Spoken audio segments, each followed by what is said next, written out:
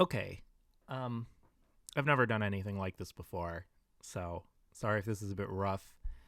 I've had a weird bunch of medical things happen in the past like 2 years or so, and I thought it would be, I don't know, possibly helpful or useful to people to do this because when I've had these experiences, I've seen so many YouTube videos of people sitting in a chair in front of a computer talking about this, and I've gotten some good advice from it, some advice that didn't work, whatever. I'm going to say right at the front, there are no answers. There are no answers in this. I still don't know what's wrong with me exactly. It's still confusing. Haven't found any magic cure. I haven't found some amazing doctor or anything that's really helped. But there has been a few little improvements here and there, so I'll get into that. You'll see from the title that whatever I'm going to name this, but this has to do with GERD, acid reflux, hypersensitivity, throat issues, a lot of other things get covered. This might be really long. I'm going to try to not make it long. I wrote a really long outline, so I'm going to be looking to the side to look at that. So I'm not trying to be rude and not make eye contact, but I'm looking to the side at my outline. Okay, so this all started 2019. I decided to start jogging because I'm just out of shape. I've always been a bit thin, but I've never been very healthy or in shape. So I started to jog, and within a block or two of jogging or running, whatever, what's the difference? I was getting these like hot, phlegmy, horrible feelings in my throat. Like, and I had to stop by a tree in front of someone's very beautiful house and hack up all this disgusting hot phlegm. And I'm just like, I'm out of shape. That's normal, right? And my throat would hurt. I'd lose my voice for the rest of the day. And this just kept happening. I would try to jog every few days. And it just kept happening where okay, I'm going to lose my voice. I'm going to cough up hot phlegm. My throat's going to hurt. I also noticed that in general, my voice was getting weaker. Not an everyday noticeable thing, but I would notice it. My friend had a party at a loud bar. I don't drink, so I never am in bars really, especially haven't been for years since I've met my girlfriend. I don't have the need to go to bars and hang out all night. I just noticed everyone's doing fine with talking except me. I can't keep this up. I can't talk over the music. I can't talk over everyone. By the end of the night, my voice is shot, and all my friends are fine. And they definitely were yelling all night too. I'm a singer. I have bands. I've had bands over the years. I record a lot of demos and composer assignments and song assignments. And I just noticed, again, like it was just getting harder to dial in my voice well. Like it was really a struggle, and I had to really, not proud of this, but I really just had to fake it with a bunch of overdubs and doubling my voice and reverb and effects just to hide what I consider to be like a very weak vocal performance. So anyway, I went to my ear, nose, and throat doctor, who I didn't see too often, but I went to him and told him this, and he suggested I go to a gastroenterologist. So I go to the gastroenterologist, and right away, he's just like, you have acid reflux. Do you have heartburn? And I go, no, never. I never have heartburn. I mean, it's really rare. I can't think of a time I've had heartburn. And he goes, oh. And that seemed to throw him, like, from his plan that he had. Spoiler, I really dislike this doctor, so that's why I'm talking about him this way. That seemed to throw him, but he's like, well, let's do an endoscopy. So I feel like I'm like in a trial right now. But so we do the endoscopy, and it shows esophagitis and inflammation throughout all my stomach, intestines, upper intestine, all that. It just shows inflammation, esophagitis, redness, and esophagitis. What it basically is your esophagus is inflamed. I mean, that's what it is. And maybe it sounds more serious than it is, but maybe it is serious. I don't know. To be honest, even thinking about it gives me anxiety because I'm confused about how serious it is. because as far as I know, I've now had it for like 2 years straight. There's no cure in sight, and I don't know what's supposed to happen. So I don't know what's going to happen to me. But you're supposed to only have it for like 2 months or so. That's when you look it up, it says like, oh, it should heal within 2 months, but that's not happened with me. So I wake up from the endoscopy. I was put to sleep, and the doctor says, you have esophagitis, and he walks out of the room. It was like really stressful way to do it. And then a nurse, a guy basically just says, he hands me like a sheet that says all the food I have to stop eating and drinking from now on. He goes, you can't have coffee anymore. You can't have pizza. You can't have garlic. You can't have citrus. So, I had just got into the habit of having grapefruit for breakfast instead of cereal as a way to be healthy. So now he said, absolutely don't do that. No coffee, which was upsetting because I just bought a $150 coffee maker. So that was upsetting, and I loved coffee. And, I also had pizza all the time because I'm in New York City. There's great pizza, and I've loved pizza my whole life. I know it sounds silly, but I was like crying. I left the doctor like freaking out with tons of anxiety. How am I going to do this? I eat pizza all the time. It's a kind of a ritual. Oh, go see a movie with my girlfriend, and then we'll get pizza, or it's whatever. It's just a thing that makes me happy. So I started getting upset. And I'll say, if anyone's watching this because this just happened to them, it is upsetting, but you can change your diet and get used to it, and it's not as bad. I'll just say this, like, it's not as bad as you think to do that. There's advantages to it, and yeah, sometimes it is sad, like, oh, I want to go to that pizza place, and then you just can't go, or you don't go. Or the alternative, you do go and then you feel bad, you feel guilty. Oh, my doctor said I can't do this, what am I doing? And that happened to me a few times. It kind of ruins it anyway, so you might as well just avoid it. So one weird detail, I came home from the endoscopy and my throat was hurting. It's hurting in a new way. Like, I didn't really have chronic throat pain. It was more just like a weakness, like a fatigue, like when I talked. So it was hurting, and I called the office and I said, my throat is hurting. And the doctor said, oh, you probably just caught a cold. And I was like, really? Because there was just a tube down my throat. Like, it's not connected to that. And he goes, no. But then I called again, and the receptionist said, oh, yeah, this happens a lot. People's throats might hurt after an endoscopy. It'll go away. And it did. It went away the next day.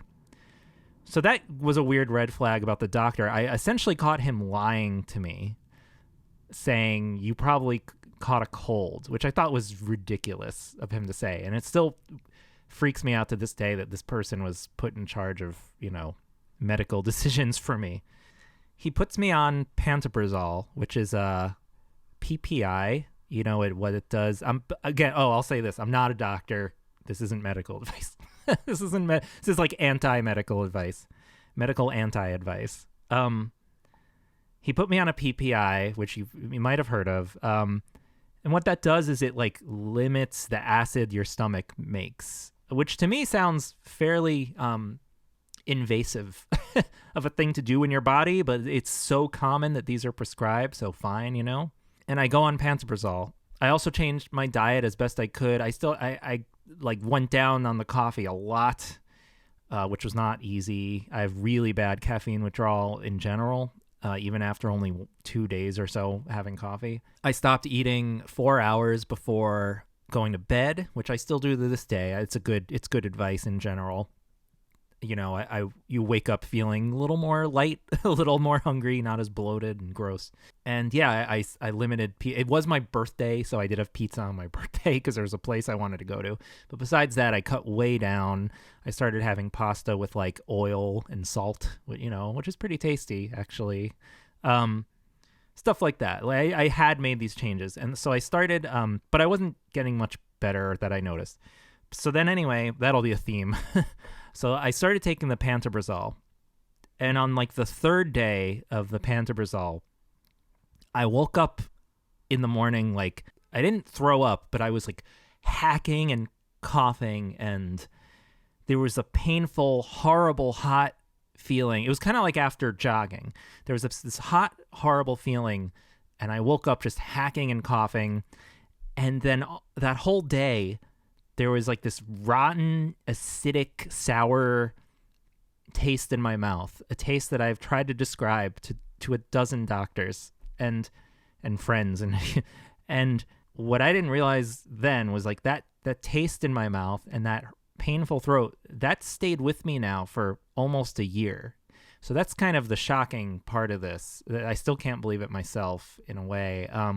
So 3 days on Pantoprazole and this happens. And now while I had gone to the doctor complaining of some throat discomfort and stuff, nothing that bad had ever happened to me, aside from maybe when I would go jogging. But even jogging, it wasn't that bad. I wasn't like in pain. It was just kind of like there's all this weird phlegm. To me, and most people I've talked to that aren't doctors, it seems that the Pantoprazole caused this, because what else would cause it, right? I can't think of anything. So I have no other ideas, but it seems that the Pantoprazole caused this. And then, like I said, so I basically was walking around with this gross taste in my mouth for days and days and days, weeks and weeks, turned into months, turned into like about a year. And I'm just like losing my mind, because it's not it's not easy to have a disgusting taste in your mouth all the time. And it's hard to explain to people what's happening. And the fact, what mainly worried me is that I didn't understand why it was there or what to do about it. So anyway, going backwards, so that day I called the doctor, and the receptionist just said, "Oh, don't take Pantoprazole anymore. Just stop." So I was like, okay. The next week or two, I went to a second GI doctor, gastro doctor, and all he did was kind of give me this little lecture about what acid reflux is, and he did little drawings, and he gave me a mug. And I was just kind of like, I just asked him, what happened to me? Why do I have a taste in my mouth? And he goes, "I don't know." So he didn't know. The only thing he'd said, which did stick with me, is like, he's like, maybe you shouldn't have done Pantoprazole. Maybe you should have done a lighter, just over-the-counter Tums or Pepsid seems like better for you. So I thought about that too. But mostly that doctor didn't help me. This is the theme. I also went to an urgent care doctor. I thought maybe he'd have kind of another angle on it. And I paid $100, and he had no idea. He just said, "I don't know what's wrong with you." And he sent me home. So I got nothing out of that. The first doctor, I tell him about the Pantoprazole. He says, he doesn't really believe me. He says it didn't cause that. But then he changes it to omeprazole. And omeprazole is essentially the same thing as Pantoprazole, though for mysterious reasons, I guess, people have different reactions. So I go on omeprazole, and I take that for about 3 weeks. On omeprazole, I don't do much better. My throat is horrible. Now I'm having gross, thick saliva that I want to spit out. And by the way, I wrote tons of I noted all this down, and I kept a health diary during this time. So that's kind of what I'm referring to. I also posted on Reddit asking for advice about 20 times or so. Anyway, on omeprazole, I just noticed that I was getting really bad dry mouth, like really bad. So I stopped taking omeprazole because I'm like, this is also messing me up. I will point out, when I stopped taking omeprazole, I got really stomach sick for like a day. And my only theory was acid production got out of whack and digestive problems. I will also point out, I've had IBS, I guess, my whole life. I've basically been stomach sick almost like every day of my life for my whole life. Mostly in a mild way. Sometimes it's painful and horrible. Sometimes it ruins the day. An occasion. It happens when I'm out, when I'm whatever. It sucks, but I'm used. It's like just my life. Sometimes I'm fine, but I did notice on omeprazole I got even worse. Right? Let's see. I have some info about the endoscopy. It said I had a regular Z-line, a small hiatal hernia, which apparently most people have, or a large percentage of the population have. So it's hard to say if that's like an emergency or not. Esophagitis grade B, which is not good. Mild inflammation found in gastric antrum. Moderate inflammation characterized by congestion, erythema, and shallow ulceration found in duodenal bulb. Basically just inflammation. Oh, another thing that happened on omeprazole is I got really, really drowsy for a day or two. I fell asleep in the middle of the day, which is very rare for me. I don't nap because I'm a really light sleeper, so I don't usually lie down and fall asleep in the middle of the day. So I thought that was weird. I should also note, though, I'm extremely prone to side effects. Taking medication is very hard for me because I always get side effects and I can't take certain things. So there's that. So I saw a third GI doctor. Wake up. I saw a third GI doctor, and I really disliked this guy. He was very rude, kind of just the way his tone, just very dismissive, wouldn't let me talk, kept interrupting me. He basically said, "You have anxiety." Like, he was kind of a tough New York guy, and he was just like, "You have anxiety. Stop having anxiety. That's what caused your problem." And I'm like, "Are you sure this taste in my mouth is from anxiety?" And he just kind of, I mean, I'm not saying he doesn't have a point. I'll say that. But he was just basically like, it's not the Pantoprazole. It's not any of these medications I keep going on and off of. It's just anxiety. And it's because this is stressing me out so much and that it's causing my, my esophagus or whatever to like the esophageal sphincter to stay open because caffeine, adrenaline, anxiety, I think it all makes it, again, I'm not a doctor. It all makes it like loose, your esophageal sphincter. It makes it loose and stay open, and that's what acid reflux bounces up it. So there is something to the anxiety thing. But I just said, when I woke up that third day on Pantoprazole, coughing and hacking, I wasn't anxious. I was asleep. Like, I wasn't feeling any, like, things were fine. I mean, maybe it wasn't a great day or whatever, but it wasn't like I was having some sort of an anxiety attack. Like, I just woke up like that. So he couldn't explain it. Something I wrote in my notes: I am officially convinced doctors are full of shit, and I'm incredibly frustrated. So this has been wearing me down now, and this has been maybe a month or two into it, and I'm just worn down because no one's listening to me and no one's helping me. One thing that happened is that I typed in Pantoprazole and bad taste in mouth. And if you do that, you might come across, there was this, like, I think it was a Dutch scientific study where they found a certain percentage of people on Pantoprazole developed long-lasting bad taste in mouth. In fact, let me open it and let me see. They say taste perversion happened, dysgeusia, and metallic taste, tooth disorder. So there is actually like a study done that shows that this caused this to happen to some people, and this was actually in a weird way hugely validating for me to see that. It's like, oh my God, I'm not crazy. So it is a possibility. What it doesn't say is how you get rid of it. So, but anyway, I met a fourth GI doctor. He's like, I'm sorry to agree with the other guy who you clearly hate, but anxiety is probably making it worse at least. So I took that seriously, and, I tried to do things like meditation and breathing exercises. None of it seemed to help. I mean, I don't know. How do you beat anxiety? That's a whole other video, I guess. But none of that really helped. I'm not saying don't do it. I did the Wim Hof breathing, and I still occasionally do it, and I do like how it makes me feel. It does relax me. It's kind of like meditation. We can talk now about the supplements. I tried every single supplement you can think of that is recommended, especially on the internet, on Reddit and stuff. The first one I tried was zinc carnosine. It was advised for people with GERD or people with these problems. Zinc carnosine made me severely stomach sick for like 3 days straight. I took one pill, and I think I took one in the morning and one at night. And for 3 days, I was not just stomach sick, but like a knife in my stomach. Like, I was in horrible pain for 3 days. So some people say it works for them. It didn't work for me.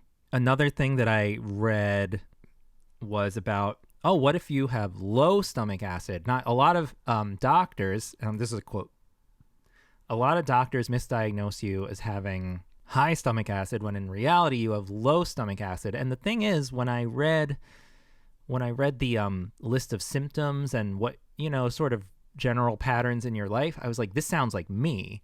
Stomach sickness all the time, undigested food, a bunch of things that like connected to me. Oh yeah, getting sick all the time because you're getting like bacterial infections because your low acid isn't, destroying that stuff when you digest food enough. And that's true. I get it's colds and sick all the time. I don't know why that is. So for a few weeks, I was like 100% convinced that was my problem. I had low stomach acid. So I started taking betaine HCl, which is acid caplets. And guess what? They didn't work, and they made my stomach really hurt. No improvement at all. And then when you do further research, a lot of people don't like this line of thinking, and they think that's a scam. So, like I said, I don't have answers. I don't know what's real. The low acid thing seemed like it had a lot of potential for me, but then a lot of people had counter arguments that it's like ridiculous, and so I don't know who to believe. Try to figure that out for yourself. I will say GIs hate this theory, and they have told me, several of them, when I tell them this, they're just like, get off the internet, stop looking at the internet, blah, blah, blah. The problem with that is, I'm like, you're not helping me though. You're not, I'm getting worse and worse and worse, and you're not, anything you've given me has made me worse, and you're not helping me. So where else do I turn but the internet or what? So I don't know, I'm sure they have a point about staying off the internet, but at the same time, they gave me no help. Another thing, sorry if this is a little all over the place because my notes are bad. I'm an unorganized person. Another thing that happened on omeprazole is my tongue swelled up and looked like white. Like it looked all hairy and white. And like this lasted for like a month or two, even off of omeprazole. Like I stopped it and I had this horrible, basically my mouth was horrible dry mouth. It was like a desert, and my tongue was bigger and all white and fluffy, which brought me to the possibility that I might have oral thrush. So here's the next chapter.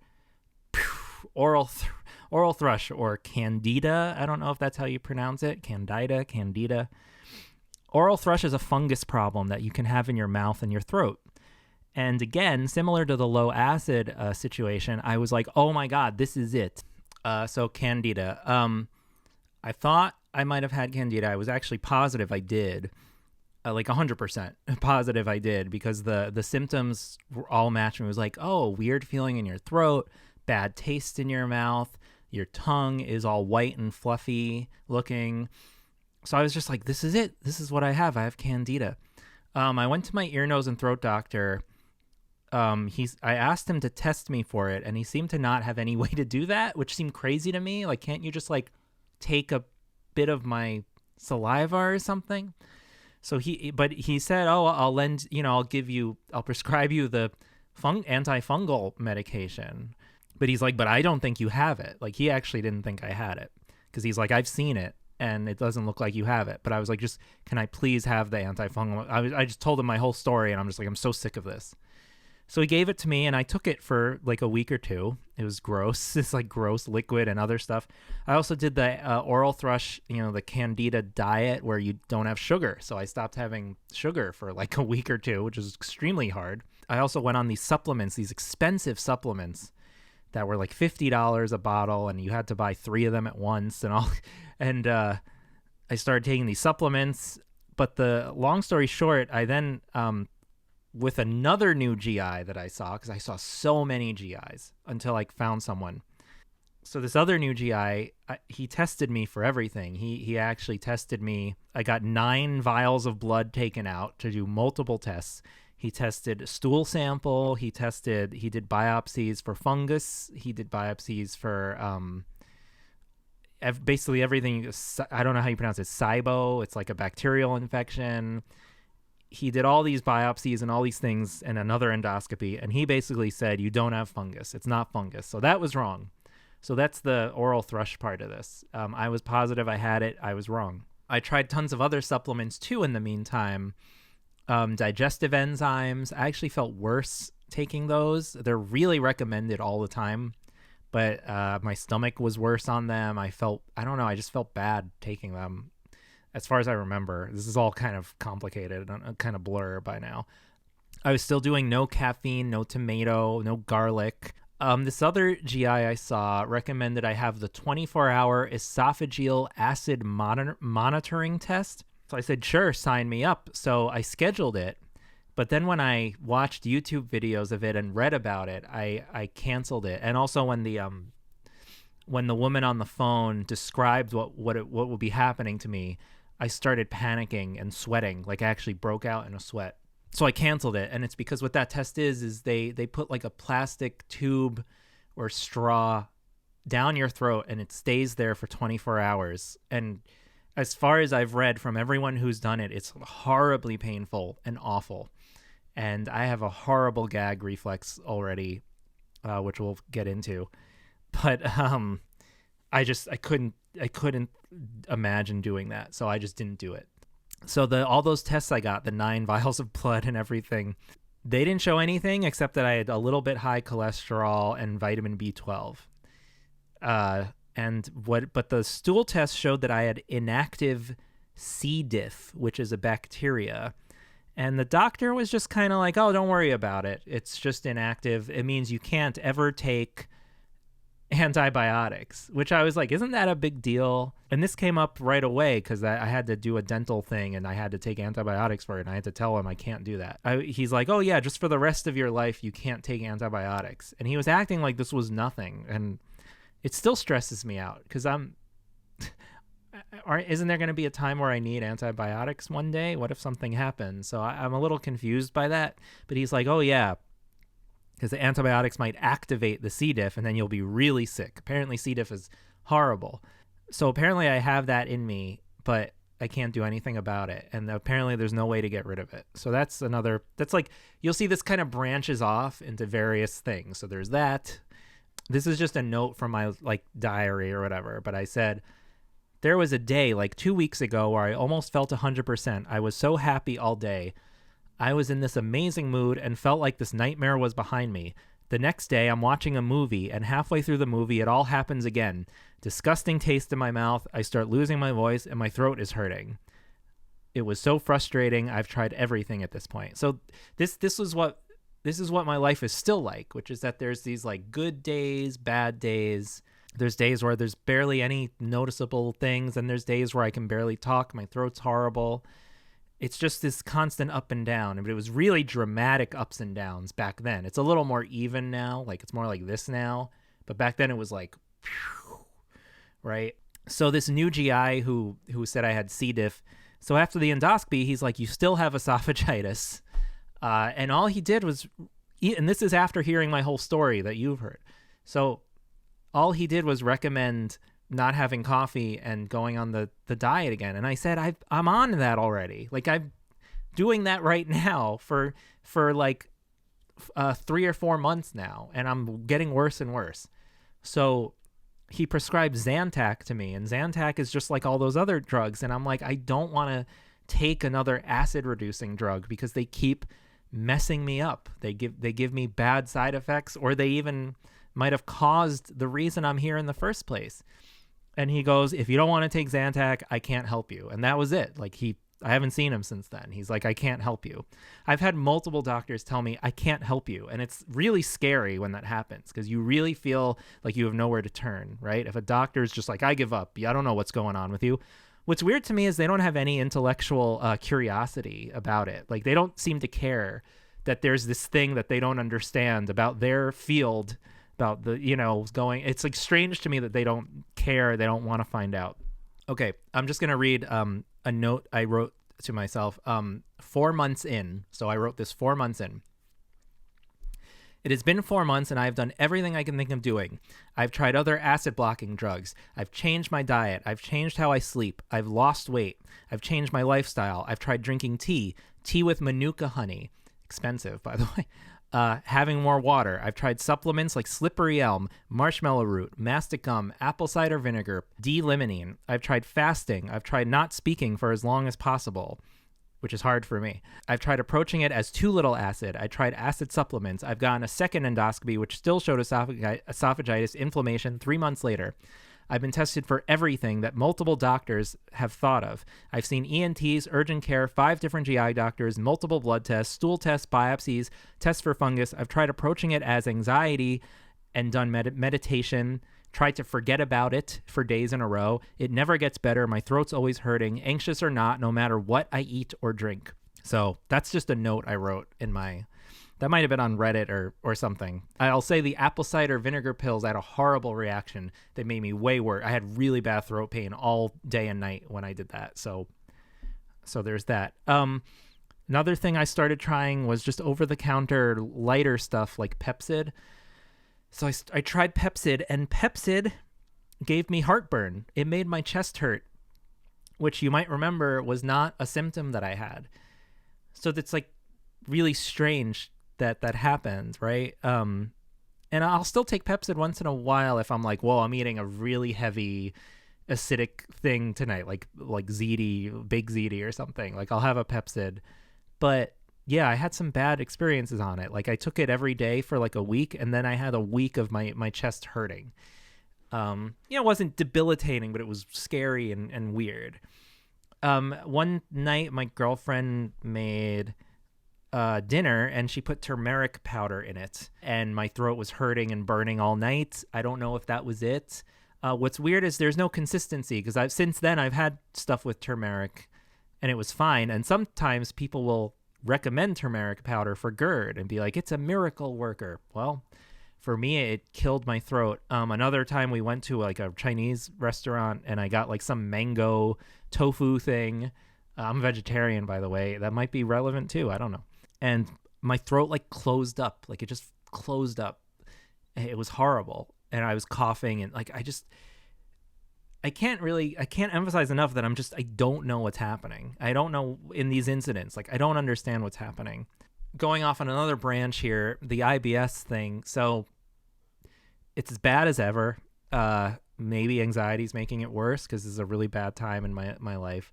But one thing I tried was psyllium powder. It's like a fiber powder, psyllium husk. And I actually had a really successful week on it where my stomach was like miraculously good, but it did cause like sharp stomach pains and bloating and fullness. One night I woke up in the middle of the night with like a sharp stabbing pain in my stomach.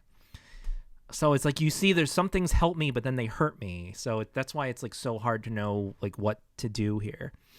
Another crazy thing that happened in my journey is I tried Gaviscon Advance, and you might see a lot of like ads for that if you're like looking up acid reflux stuff. Gaviscon Advance is in the UK, so I had to order it on this weird website, and they shipped it overseas. I had an allergic reaction to Gaviscon Advance. My throat closed up, tightened up as if I was being strangled. And that lasted 3 or 4 days, and it was really scary. Like I felt like I almost went to the emergency room because I didn't know what to do. I just kept being like, let's see how it is tomorrow, And yeah, it went down. But so I had some allergic reaction to something in Gaviscon Advance. The ingredients, it has aspartame. I don't know how to pronounce anything, by the way. Aspartame, macrogol, and mannitol. So one of those things closed my throat, and I'm always on the lookout for those things. I was also tested for eosinophilic esophagitis. Again, not pronouncing that right. A lot of people said maybe that's what you have because that's apparently more confusing and harder to treat. I was tested for it and it came back negative. So cross that one out. Another thing I wanted to mention is I have really bad allergies. I know I'm a handful, which might be contributing to the general throat problems because every single doctor I've ever been to has said, oh, you have bad postnasal drip, which just means stuff from my nose is dripping down my throat all the time. I take Nasacort for my nose congestion, and it seems to actually do a good job. I also get allergy shots.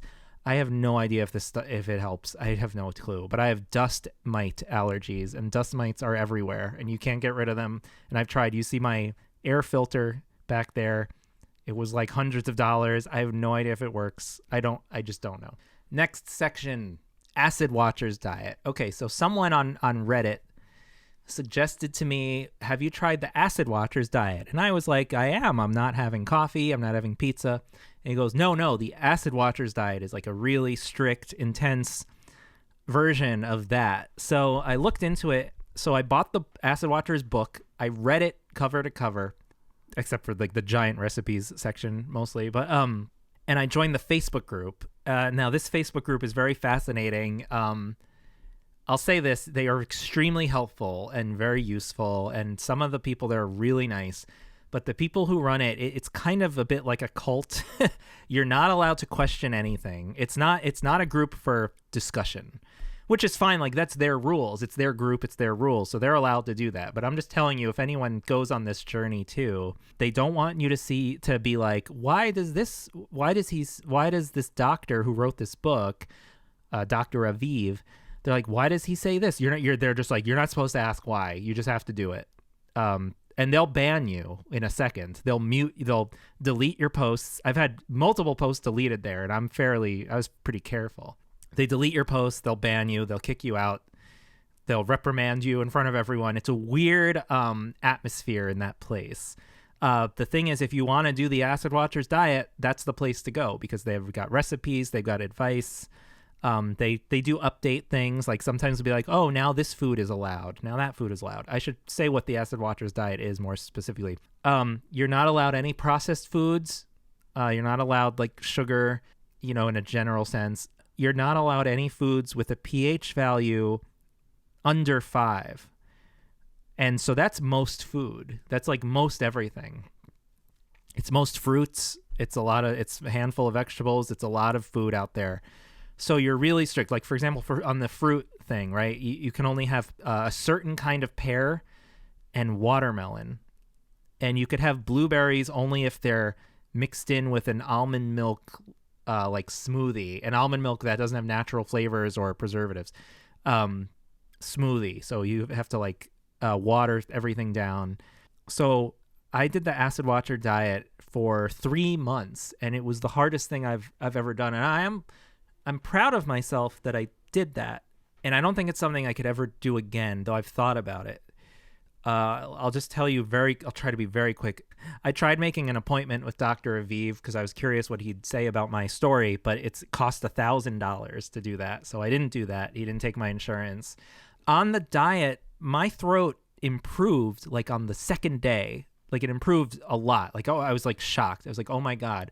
One example is that there's certain, I sing, but even just as a joke, I would sing little things with my girlfriend, like, joking around, having fun. I would sing stuff to my dog and stuff like that. And like, I noticed like, oh my God, I could hit certain notes. I can go like, oh, before I'd be like, oh, like my throat couldn't do it. Right. So right away, I'm like, whoa, the Acid Watchers diet is working. But then it got bad again. My throat got bad again. I was really badly stomach sick on the first few weeks of it. There is a lot of new fiber in the diet, so that might be part of it. Then my stomach got a little better, but the thing is I kept a daily health diary on this diet, and there's no consistency. It's like stomach good today, stomach bad today, stomach bad, even worse, stomach better. Like I can't figure out what causes what in my reactions. I'll say this, my energy level on like that third month was fantastic. Like I noticed, I said to my girlfriend one day, like, I just feel so awake and like, I just want to run around. Like I had great energy. I slept really well. It's look, the thing is, it's a diet where you eat really healthy. But the problem is it's so hard to maintain. You can't possibly do it at eating outside. Like it actually, the pandemic worked for it because we couldn't go to restaurants. So we were forced to make all our food anyway. So I had complete control over what I was eating. But you can't do the diet if you're going out to a restaurant. You just can't. It's impossible. Because you're not allowed certain kinds of oils, canola oil, or, everything's inflammatory. You're not allowed dairy, milk. You're not allowed so much stuff that you can only eat things that have 1 or 2 ingredients in them. So I bought all these 1 ingredient cereals. I started having cereal with homemade almond milk. I learned how to make almond milk, which was fun. And I think it's a good skill. I mean, the Acid Watcher diet gave me a lot of new cooking skills, which is good. Ultimately, though, I ended up going off the diet because it wasn't helping my throat. I was still the same, and I'm still the same now. My throat's killing me right now doing this video, actually. So yeah, on the diet, I lost about 15 to 20 pounds, which is great because I had wanted to do that. Now I gained like another like 6 or 7. But what happened was I decided someone recommended the Bravo pH test, BRAVO. And what that is they put like a capsule stuck in your throat for, 2 days, and they measure acid reflux. And I'm like, first of all, I was like, why didn't any of the 7 GIs I saw recommend that to me when I'm begging them for an answer and I'm begging them for help and I'm saying, I don't understand what's wrong with me. None of them recommended that. Like they all just were like, I don't know what to do. But one GI doctor, maybe it might be the last one I saw, I can't remember, but he suggested it. And it's like, okay, fine, finally. Like, let's do tests. Let's figure out what's going on, right? So they did the Bravo pH test. And what I did was I did the first day on the diet, as usual, the very strict diet. The second day I went off the diet, and I had a really good time. I had coffee. I might have had like a donut with breakfast. I had cereal with milk, normal milk. I had pizza for dinner. I had a snack, chocolate, and stuff like that after, right? I just went nuts. And I got the results of the Bravo back, and they basically said, your acid production is totally normal. It's within normal range, is what they said. There was more acid production on the second day where I cheated a bunch, but not too much more, actually. I mean, a good amount, but they basically said both days you were normal. Like even the day where I was barely on, even the first day where I was really strict, there was still a lot of acid reflux and hitting, like normal amount apparently for everybody. And then on the second day, it was just like a little bit more because I had more food. I ate more that day. So it's like when I got those results, the doctor basically said, you don't have an acid reflux problem. You've been misdiagnosed by all these doctors. That's that. Which was a mix of emotions and hearing, right? And confusing because a lot of doctors looked at they did endoscopies. They said, you have esophagitis. That's from acid reflux. So I still... to be clear, like I still don't understand what any of that is. So I decided to go off the Acid Watchers diet. It wasn't even a decision. It was just like, I've got to get off this diet because it's so restrictive. It's so hard to do. So I went off the diet, though I still try to put elements of it in my, like I stay off sugary cereals. I really limit snacks and stuff. I definitely have bad days or several days here and there, but the diet put a lot of new like software in my brain to be like that I can access now. It's like, oh, I'm gonna have a healthy day and I know how to do that now. I can make my own almond milk. I can do this or that. Though to be clear also, I don't know if almond milk, any of that stuff really helped me feel better or anything. I don't know. Like some people might feel worse having that kind of thing. So now 9 months in, 9 months in, I just start Googling voice doctors online. Like, give me a voice doctor. Maybe I shouldn't see another GI. Maybe I should see a voice doctor. Maybe someone recommended that. I don't know.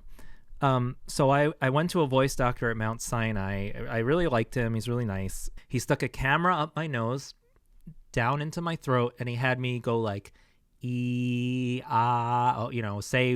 phrases. He diagnosed me with hypersensitivity, and he kind of puts my whole journey, even from before with me losing my voice and the thing with jogging, he puts that as hypersensitivity, and he sort of admitted to me, we don't know a lot about hypersensitivity. You can't really look it up.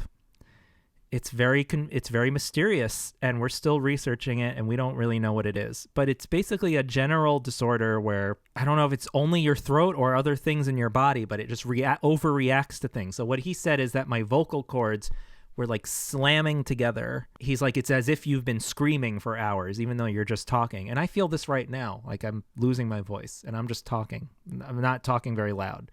I've got a microphone right in front of my face. So he's just like, it's like you're screaming. Your vocal cords are extremely sensitive. He's like, where the acid reflux comes in is that it is true that you having even normal acid reflux might damage or hurt your vocal cords or your throat more than a normal person because you have hypersensitivity. He also, this is another side branch, but he did an MRI because he saw nodules on my thyroid that he ended up saying were fine. Don't worry about them. But that was like, maybe look into that. That's another option. Your thyroid, I don't know. So he recommended voice exercises because I told him I didn't want to take any medication. So he recommended voice exercises, which I did several times a day, every day for a while, 2 months or so, 3 months. And what those exercises were, and I did like Zoom sessions with a teacher. They're basically, and I should have done them before doing this actually, but basically it's this. I do this 5 times. I try to do it longer. Then I do.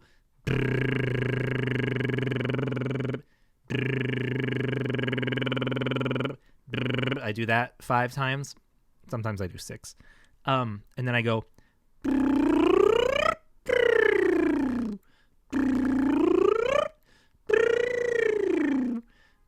So I do that 5 times. Then, same things, but this time with your tongue out. So then you go 5 times, and then 5 times, then it's actually hard. If you try that, it's actually hard to do at first. It takes a little bit of practice. Again, I'm not a doctor. I don't quite understand what this does, but it had something to do with kind of teaching your brain or your vocal cords or your throat to redirect where all this energy, where all the effort is coming from when you talk. Clearly, I didn't learn very much because my throat's killing me right now talking. So I don't know. Not killing me, but it feels fatigued and tired and scratchy, and it's getting worse. The other thing is straw exercises, which you'll see. I also saw on YouTube. There's this great girl on YouTube who has a similar problem, and I watched a lot of her videos about straw exercises where you blow into like a cup of water with a straw. Go like, you kind of do like the same thing. Like, I'm sorry, I don't have it with me. And blow softly. Like, don't create like a giant amount of bubbles. Just like little, like, and then you take it out of the water and go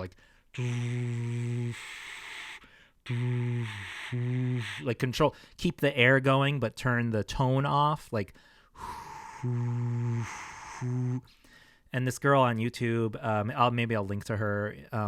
But she just does this thing like, relax your throat, relax. It's all about tension, which is where, to bring it back around, it's where the anxiety factor, like anxiety, I'm positive anxiety makes this stuff worse, right? I think it does. That's a fair thing to say. I just don't think it's 100% of the story, especially my story. But so there's the straw exercises. I did this for a while. It's likely that they helped me, and maybe they helped push me over this big kind of, because like I said, I'm a little more even now. I'm not as horrible as I was for that first horrible like 7-8 months. But they didn't cure me, and the problem is still there. I do, like, if I know I'm going to be talking a lot or even recording vocals, which is something I want to talk about too, I'll do the exercises first. She recommended doing them in the shower because of the steam. It's a good place to do them anyway. You're not as embarrassed.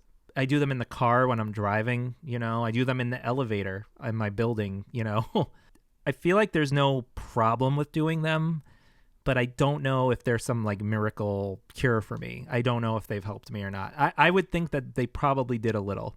And like I said, doing them you feel a little looser, like I feel like, I can make sounds without hurting when I do that. I want to read something someone on Reddit said to me when I asked about the hypersensitivity, because they said something that really stuck out to me. So I'm going to read this now. Think of your throat right now like a sunburn. The nerves have been burned on top of burn on top of burn, or your vocal cords have been slammed against each other harder than ideal, which causes swelling, which means they're even more sore the next time they slam. As this cycle of damage and swelling continues and self-perpetuates, the nerves in your throat go into overdrive and start to misfire panic signals. They think there's something in your airway that you need to cough out to self-protect, when in reality, There's nothing physically there to cough. Your nerves just can no longer differentiate sensations properly due to the swelling and irritation. This really spoke to me because I always feel like clearing my throat and I have to cough. Another part of the cycle is that your muscles no longer remember what healthy talking and singing feels like, so they continue overworking because it's what they've gotten used to and now can't figure out how to go back to normal. Voice therapy uses specific exercises to retrain and balance your muscle system so that eventually you can remember what normal talking and singing should actually feel like. Through the process of returning to healthy voice use, the tissue and nerves heal so the inflammation goes down. You stop having those pain and cough signals being sent all the time. So I thought that was extremely interesting, and it definitely spoke to me, and I have a feeling that that's probably as accurate as anyone's ever been in saying what's wrong with me, because it just feels like that's what's actually going on.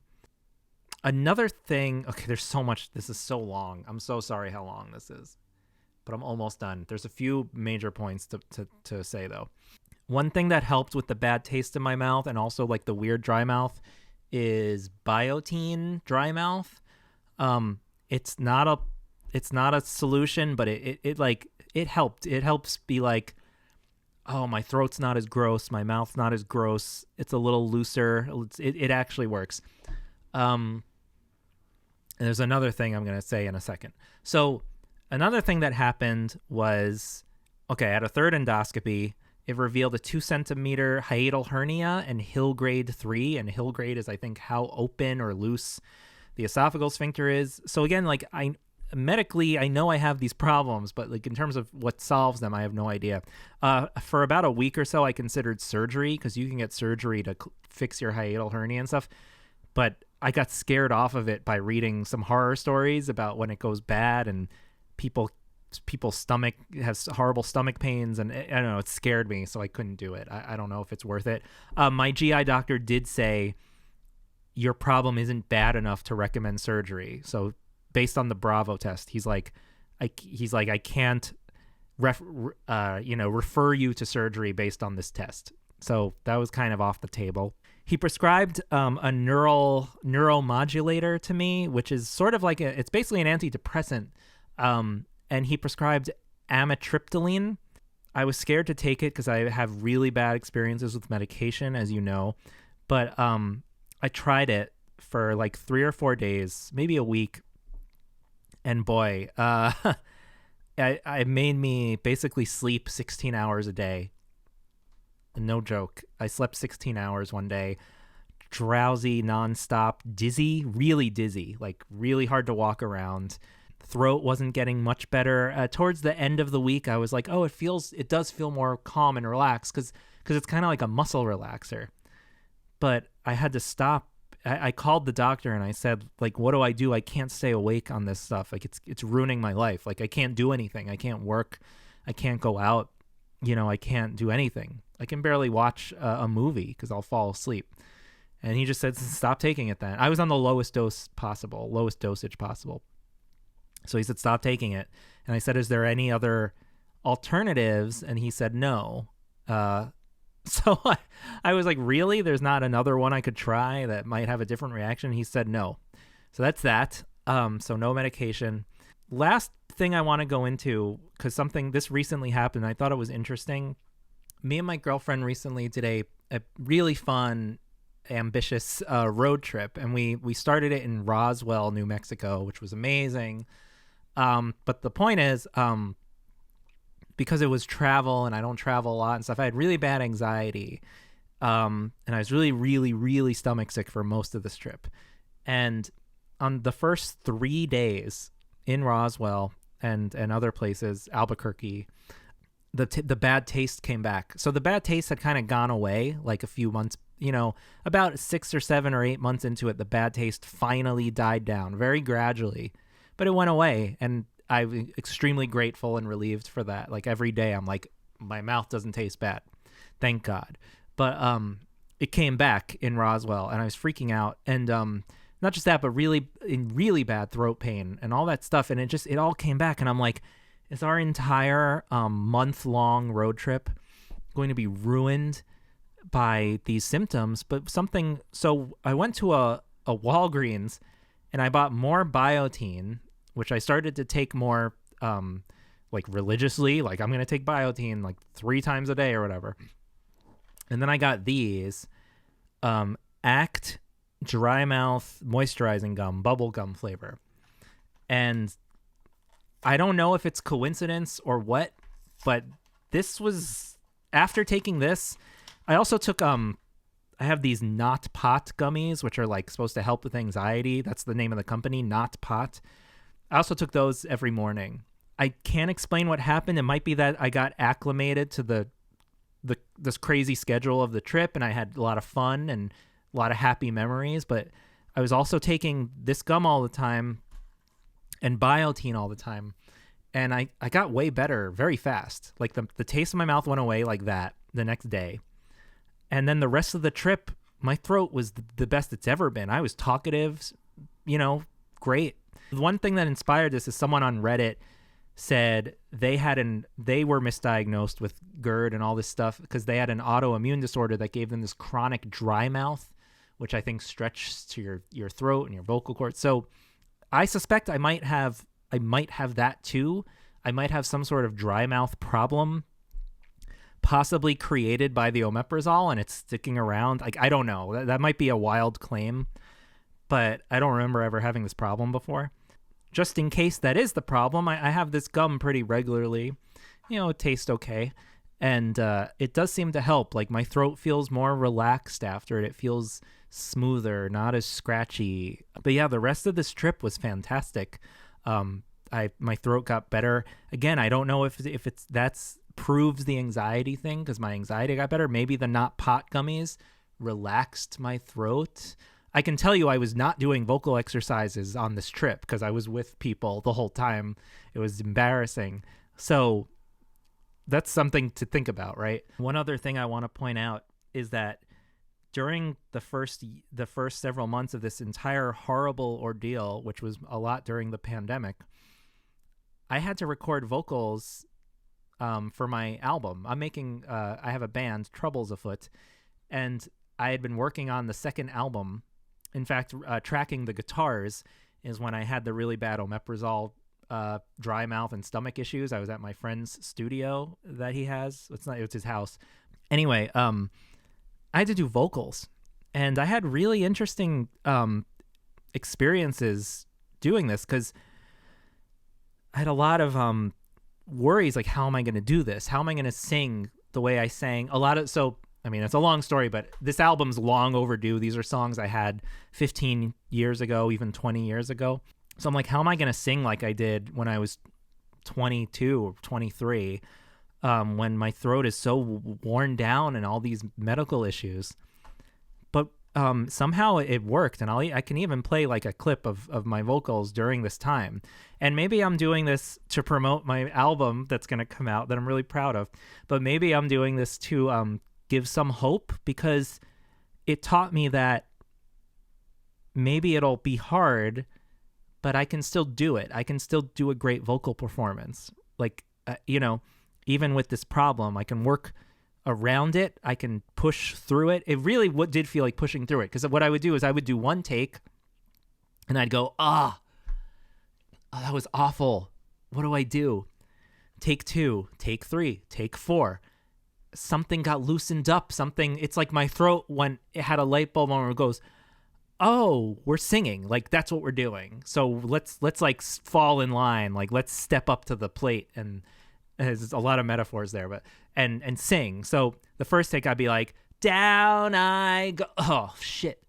By the 5th take, it'd be like, down I'd be like, I can do it. I can actually do it. And sometimes after it, my throat would hurt all for multiple days even, which is bad. But sometimes I'd be even better. Like, sometimes I'd be like, oh my God, I can talk better. It's like it fixed my throat for that day. This was really strange. And again, I don't understand it. I don't get it.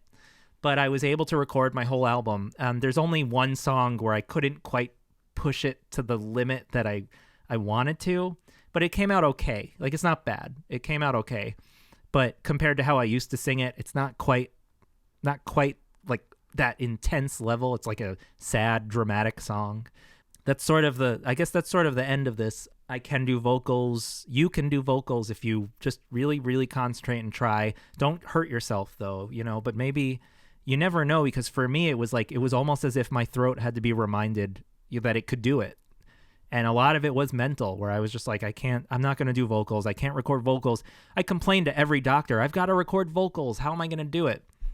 The way I did it was just by pressing record and standing. I stood. That helped too, I think. Standing there and doing it. And I did the vocal exercises before, like in between takes, I'd go, even doing my songs like that, like I think that's actually a good technique, which also relates to vocal lessons I did years ago that really made me a good singer for like a year or two, where you go like la ga la ga la ga la ga la ta la ta la ta la ta la ta. I can link to the guy that I learned that from too. His YouTube channel was great. Oh, one last thing I forgot is there's these exercises I learned. It's like massages. So it's like, I learned this on YouTube also. And I do this all the time. I don't know. Again, I don't know if it helps, but I do this a lot, especially when I'm driving or when I'm watching TV. You move your voice box. I don't know what you call it. You move this around. You feel the lump here. Move that around back and forth. It's supposed to loosen it up. Massage it down, which actually hurts me, which the voice doctor said, if this hurts, me touching you here hurts, that's the problem, the hypersensitivity. This should not hurt, and it does. Like, I can't wear a necktie. I can't wear a necktie without discomfort, because pressure here hurts me so much, because apparently this area is just so inflamed and sore all the time. So anyway, this back and forth, then pushing it down, then this one down here back and forth, because there's like two of them. And then like spirals down. So there's like another YouTube vocal teacher who recommends that. So I do that too.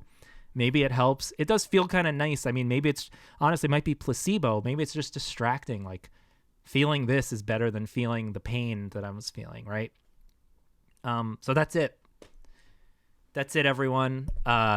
Let me know what you think. Did this help you at all? I'm happy to answer questions in the comments. I've never done anything like this before, and I don't think I'm going to be doing it much again.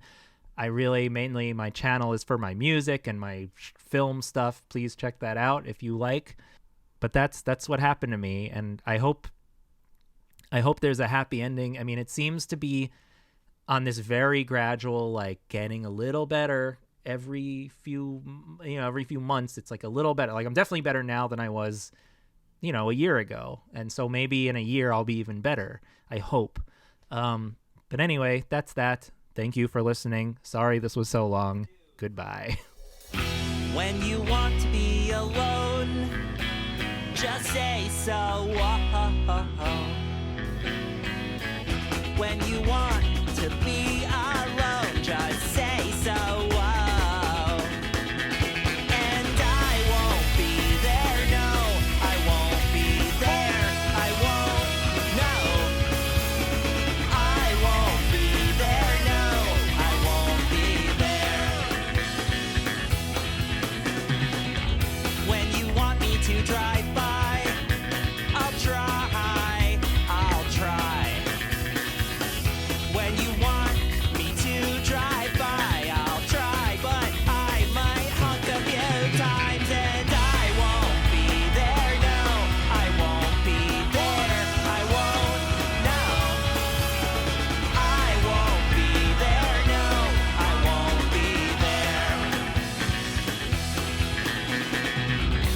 You were laughing with a friend. I didn't mean to make it end, but I had to talk to you about something serious, and then you lost your right and you were furious. I wish I was a better lyricist, oh no. When you want